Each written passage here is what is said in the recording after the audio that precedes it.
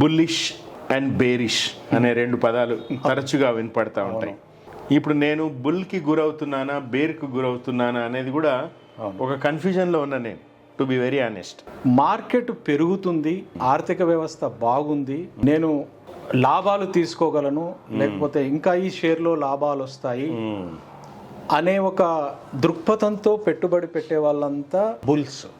Market కుప్పకూలుతుంది, లేకుంటే ఈ మార్కెట్లో తగ్గుతాయి షేర్లు ప్రైసెస్, అమ్ముకోవాలా బయటపడాలి అనే ఒక భయంతో ఉండేవాళ్ళు అనుకోండి, లేకపోతే నిరుత్సాహంతో ఉండేవాళ్ళు అనుకోండి, వాళ్ళంతా బేర్స్ అంటారు. అసలు ఎలా వచ్చింది ఈ బేర్ మార్కెట్ అంటే ఏంది, బుల్ మార్కెట్ అంటే ఏంది, ఒక చిన్న ఎక్స్ప్లెనేషన్. దానికి సరైన తర్జుమా ఏమీ లేదు. దాన్ని బుల్ మార్కెట్ అని ఎందుకంటారంటే, ఒక ఎద్దు మార్కెట్ ముందర కూడా బుల్ బొమ్మలు ఉంటాయి, చూసే ఉంటారు. కరెక్ట్. ఎద్దు తన శక్తిని చూపించాలి, లేకుంటే ఒక శత్రువుని భయపెట్టాలి అని అనుకున్నప్పుడు కొమ్ము ఇలా అంటుంది, అంటే పైకి లేపుతుంది. అవును, ఓకే. ఎస్. అదే బేర్ అయితే, అంటే ఒక ఎలుగుబంటి అయితే కాలు ఇట్లా వెనక్కి తవ్వుతుంది. ఆ మూడ్లోకి వచ్చినప్పుడు కాలు వెనక్కి తవ్వుతుంది, అంటే వెనక్కి పోయేవన్నీ కూడా బేర్ అని సింబాలిక్ గా, ముందుకు దూసుకుపోయేవన్నీ కూడా బుల్స్ అని. సో మార్కెట్ మీద పాజిటివ్ గా బెట్ కట్టే వాళ్ళని బుల్స్ అంటారు, ఎవరైతే నెగటివ్ గా బెట్ కట్టే వాళ్ళని అందరినీ బేర్స్ అంటారు. ఓకే. ఈ బుల్స్ కి బేర్స్ కి మధ్యలో ఎప్పుడు కూడా యుద్ధం జరుగుతూ ఉంటుంది. ఓకే. అయితే ఇది ఒక ఆయనకు మార్కెట్ మీద, ఆర్థిక వ్యవస్థ మీద, ఆ దేశం యొక్క భవిష్యత్తు మీద ఉండే నమ్మకాలకు సంబంధించింది కాకుండా, అంచనాలు, నమ్మకాలు, వాటితో కాకుండా, ఇది కొంతమంది బేర్స్ డబ్బు సంపాదిస్తారు, కొంతమంది బుల్స్ కూడా డబ్బు సంపాదిస్తారు. ఎలా అంటే బెట్టింగ్, ఇవాళ మార్కెట్ పడిపోతుంది అనుకునే వాళ్ళు పడిపోయే దాని మీద బెట్టు కట్టి డబ్బు సంపాదిస్తారు, మార్కెట్ పెరుగుతుంది అనేవాళ్ళు పెరుగుదల మీద సంపాదిస్తారు. అయితే పడిపోయే దాని మీద ఎట్లా సంపాదించాలి? పడిపోతుంది, రేపు ఈ షేరు 100 రూపాయలది 80కి అవుతుంది అంటే వాళ్ళు 100 రూపాయలకి ఇవాళ అమ్మేసి రేపు 80కి కొని డెలివరీ చేస్తారు. 20 రూపాయలు వచ్చినట్లే కదా. ఇప్పుడు హిండెల్బర్గ్ రిపోర్ట్ కూడా చూసారు, వాళ్ళు షార్ట్ సెల్లింగ్ చేశారు, కొన్ని మిలియన్స్ సంపాదించడానికి ప్రయత్నం చేశారు. అది ఎందుకు?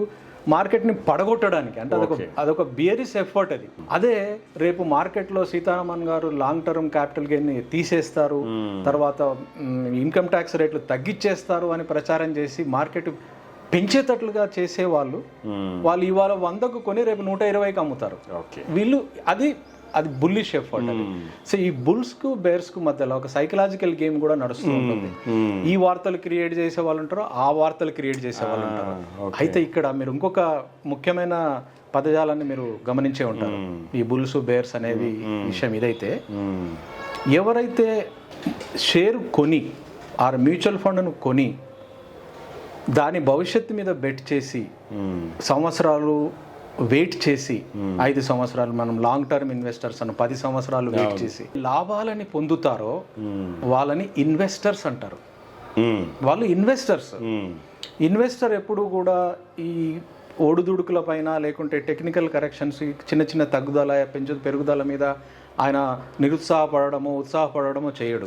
ఆయన దృష్టి అంతా కూడా ఇవాళ రిలయన్స్ షేరు 1500 ఉంటే అది 3000కి పోతుంది, ఎందుకంటే రిలయన్స్ లాభాలు ఈ విధంగా వెళ్తాయి, ఐటీసీ ఈ విధంగా వెళ్తుంది, మన టూరిజం ఇంత బాగా పెరుగుతుంది ఇండియాలో కాబట్టి తప్పనిసరిగా హోటల్ షేర్స్ పెరుగుతాయి. అంటే ఒక దీర్ఘకాలికమైన ప్రణాళిక ప్రకారంగా ఆ దృష్టితో పెట్టుబడులు పెట్టి లాకిన్ చేసి ఇన్వెస్ట్మెంట్ని తన టైం పీరియడ్ ఏదైతే ఉంటుందో, వెయిటింగ్ పీరియడ్ ఏదైతే ఉంటుందో, కొందరు 2 సంవత్సరాలని లాంగ్ టర్మ్ అంటారు, కొందరు 5 సంవత్సరాలని లాంగ్ టర్మ్ అంటారు, కొందరు 10 సంవత్సరాలు లాంగ్ టర్మ్ అంటారు.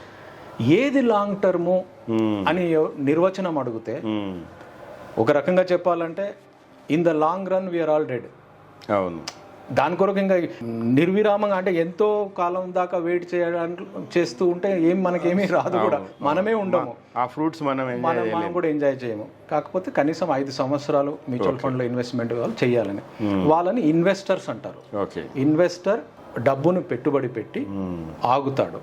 షేర్ మార్కెట్లో యువత కానీ మిగతా వాళ్ళు కానీ గమనించాల్సింది ఏంటంటే, మీరు ఒక బ్యాంక్ డిపాజిట్ చేశారనుకోండి, మీరు రోజు చూసుకుంటారా అది ఎంత అయిందని ఎవరు చూడరు. పోస్ట్ ఆఫీసులో ఇన్వెస్ట్మెంట్ చేస్తారు, రోజు చూస్తారా, చూడరు. అది ఒక 3 ఏళ్లకో 5 ఏళ్లకో లాకింగ్ చేస్తారు, వచ్చే 6% 7% తీసుకుంటారు. అదే మీరు మ్యూచువల్ ఫండ్లో ఇన్వెస్ట్మెంట్ చేసిన తర్వాత ఒక నెల రోజుల్లోనే ఇంత తగ్గింది, ఇంత పెరిగింది. మీరు 5 సంవత్సరాల గురించి ఇన్వెస్ట్మెంట్ చేసినప్పుడు, 10 సంవత్సరాల గురించి చేసినప్పుడు మీరు మధ్యలో దాన్ని కొలత చేసి ఎందుకు నిరుత్సాహపడాలి? పడకూడదు. అంటే thanks but no thanks to these apps. వాడు నోటిఫికేషన్ ఇస్తూనే ఉంటాడు. 9:00కి మార్కెట్ ఓపెనే కాదు, 8:45కి అంతా ప్రీ మార్కెట్ అంటూ ఇస్తూనే ఉంటాడు. అందుకనే మీరు ఎప్పుడైతే ఒక ఇన్వెస్టర్గా ఉంటారో, మీ టైం పీరియడ్ మీకు క్లారిటీ ఉంటుందో, మీరు వర్రీ చెందాల్సిన అవసరం లేదు. మీరు రోజు వాటి వాల్యూస్ అసలు స్క్రీన్ను చూసుకోవాల్సిన అవసరం లేదు. ఇన్వెస్టర్స్ ఎప్పుడైనా ఇప్పుడు వచ్చినట్లాంటి అవకాశాలు వచ్చినప్పుడు మీరు లంసమ్ చేసుకోవడానికి వాడుకోవాలి. ఎందుకంటే ఇప్పుడు 15% దాకా స్మాల్ క్యాప్ ఫండ్స్ పడిపోయాయి. ఇది మీ దగ్గర ఇంకా ఏమైనా సర్ప్లస్ మనీ తక్కువ ఈల్డ్ వచ్చే వాటిలో పెట్టుంటే తీసి డెట్ ఫండ్స్ లో కానీ లేకుంటే ఐడిల్ ఫండ్స్ ఏమైనా ఉంటే మీరు తప్పనిసరిగా లంసమ్ లో ఇప్పుడు ఇన్వెస్ట్మెంట్ చేసుకుంటే, ఈ ఇన్వెస్ట్మెంట్ మీరు తక్కువ రేట్లో ఎక్కువ యూనిట్స్ పొందారు కాబట్టి మీకు ఆల్రెడీ చేసిన ఇన్వెస్ట్మెంట్ కన్నా కూడా ఎక్కువ లాభం వచ్చే. సో ఇప్పుడు సో మీరు అనేది ఏవైతే ఇప్పుడు ఉన్నాయో సర్ప్లస్ మనీ, అడిషనల్ మనీ ఉంటే కనుక వాటిలో మీరు చూసి బాగా పర్ఫామ్ చేస్తాయి రాబోయే రోజుల్లో అనుకున్నవి, కొంచెం మార్కెట్ పైన అంచనా కూడా ఉంది. అది మీరు ఏదైతే ఇప్పుడు చూడండి, మీకు ఒక పోర్ట్ఫోలియో ఆల్రెడీ ఉంది. అవును, ఓకే, 6 ఫండ్లు కావచ్చు.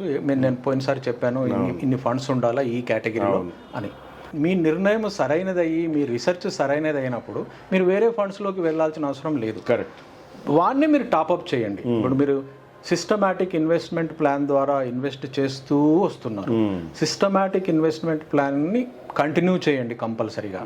ఏమైపోతుందంటే మీరు చూడండి, మన సైకాలజీ ఎలా ఉంటుందంటే, బాగా మార్కెట్ పెరుగుతున్నప్పుడు అందరూ మాట్లాడుకునే టాపిక్స్, నాకు 20% లాభం వచ్చింది, ఈ షేర్ నాది 2 అయింది 3 అయింది అని ఉత్సాహంతో సక్సెస్ స్టోరీస్ మాట్లాడుకుంటారు.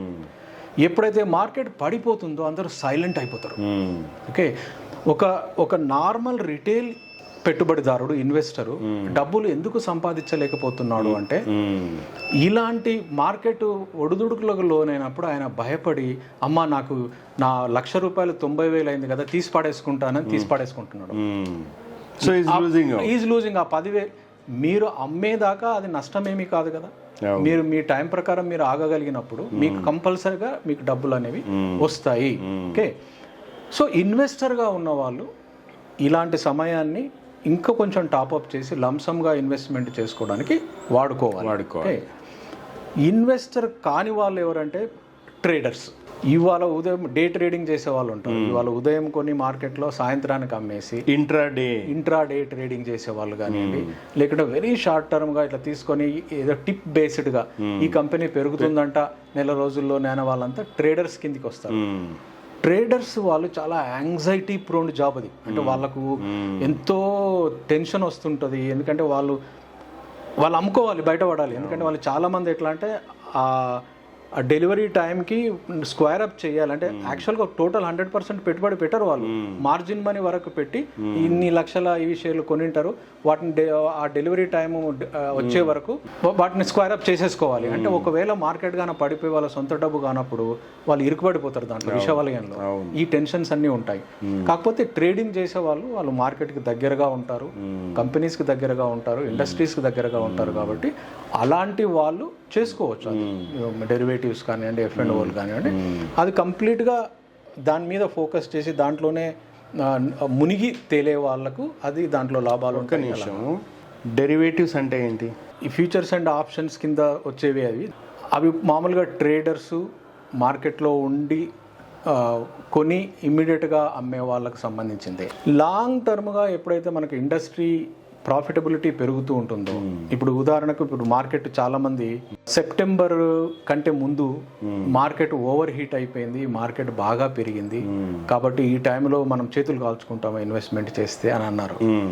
అసలు మార్కెట్ కాస్ట్లీ అని కానీ మార్కెట్ బాగా పెరిగిందని కానీ ఏ విధంగా డిసైడ్ చేస్తారు మన ఇన్వెస్టర్స్ చూస్తే, ప్రతి కంపెనీలో కూడా లాభాలు అనేవి వస్తూ ఉంటాయి, లాభాల కొరకే పనిచేస్తారు అందరూ. ఓకే, ఆ లాభాలని మనం ఎర్నింగ్స్ పర్ షేర్ అనే పదజాలంతో మనం మాట్లాడతాం. అంటే ఆ కంపెనీలో ఇన్ని షేర్స్ ఉంటే వాళ్ళ లాభం divided by number of shares is equal to EPS, earnings per share. Okay, ఒక కంపెనీకి 10 రూపాయలు ఎర్నింగ్స్ పర్ షేర్ వచ్చాయి అనుకోండి, ఆ కంపెనీ షేర్ని ఎవరైనా 100 రూపాయలకు కొనడానికి సిద్ధపడ్డాడు అనుకోండి, అంటే దాని అర్థం ఏంది, ఆయన 10 సంవత్సరాల ప్రాఫిట్ని డిస్కౌంట్ చేసుకుంటున్నాడు.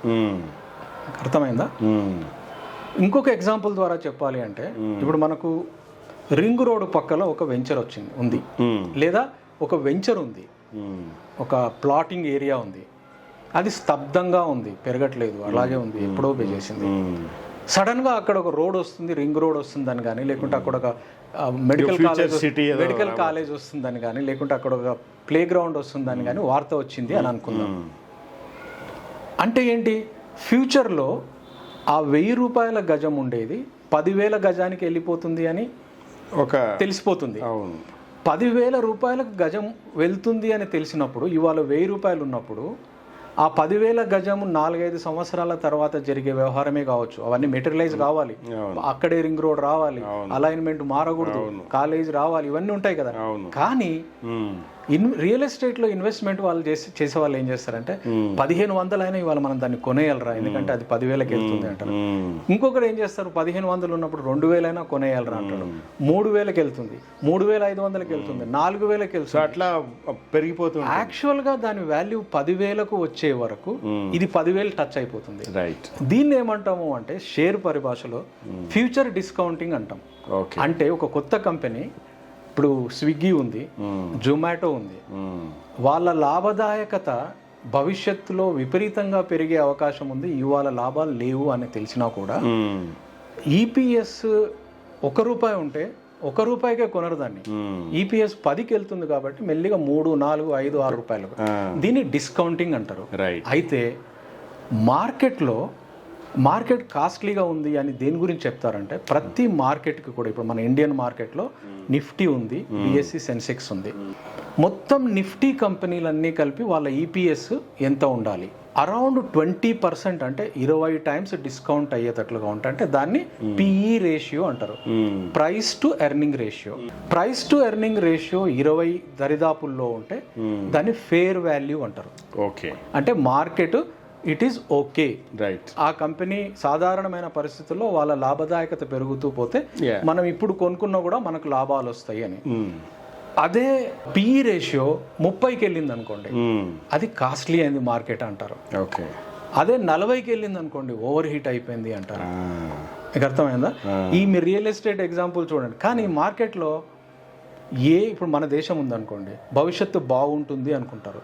మన దేశపు పిఈ రేషియోని జీడిపి 1%, 2% ఉండే దేశపు యొక్క పిఈ రేషియోతో పోలవకూడదు. రైట్, మన పిఈ రేషియో తప్పనిసరిగా హైగానే ఉంటుంది, ఎందుకంటే మనం ముందు రాబోయే లాభాలను కూడా డిస్కౌంట్ చేసుకొని ముందుకెళ్తాం.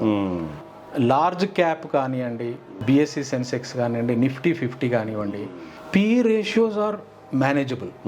అంటే అది 20, బిలో 20. గత 20 సంవత్సరాల్లో యావరేజ్గా పిఈ రేషియో ఏదైతే ఉంటుందో దాన్ని ఫేర్ వాల్యూ కింద తీసుకుంటున్నారు మన వాళ్ళు. రైట్, కానీ గత 20 సంవత్సరాల కన్నా రాబో 20 సంవత్సరాలు బాగుంటుంది అన్నప్పుడు దాన్ని రీరేటింగ్ అంటారు. మార్కెట్ 20% పిఈ రేషియో ఉంటే అది ఫేర్ వాల్యూ కాదరా, 25 ఉన్న ఫేర్ వాల్యూవే మన దేశానికి అంటారు. ఎందుకు అంటే మన దేశానికి భవిష్యత్తు బాగుంది కాబట్టి. సో మార్కెట్ డైనమిక్స్ అలా ఉంటాయి. మార్కెట్లో ఇన్వెస్టర్స్ ఒక ఇన్ఫర్మేషన్ తెలిసినప్పుడు, ఒక ఇండస్ట్రీ కానీ, ఒక సెక్టార్ కానీ, ఒక కంపెనీ కానీ షేర్లలో ఇన్వెస్ట్మెంట్ చేసేదంతా కూడా ఆ ఆశతో, ఆ ప్రొజెక్షన్స్తో చేస్తూ పోతారు.